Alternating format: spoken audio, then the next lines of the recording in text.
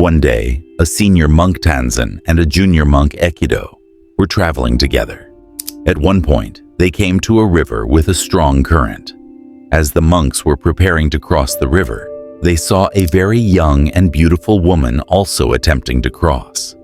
The young woman asked if they could help her cross to the other side.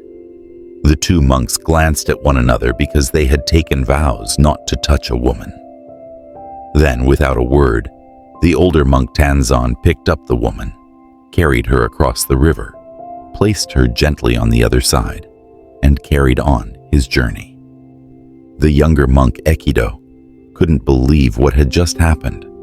After rejoining his companion, he was speechless, and an hour passed without a word between them. 2 more hours passed, then 3. Finally, the younger monk could not contain himself any longer and blurted out, "As monks, we are not permitted a woman.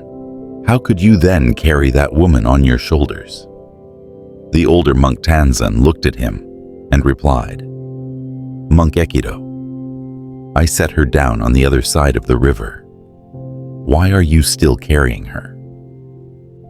Resisting to what life is trying to tell you is exhausting, but resisting to what life has already told you is guaranteed to be in vain.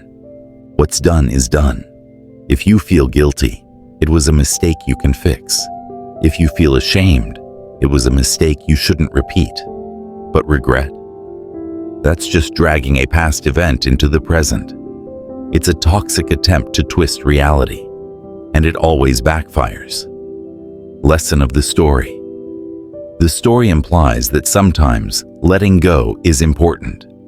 We can often torture ourselves mentally and emotionally by holding on to things we did. Life doesn't always follow a set script, and sometimes rules are bent and broken. However, carrying the mental wounds long after a chapter has closed is like punishing yourself. So, breathe deep and let it go.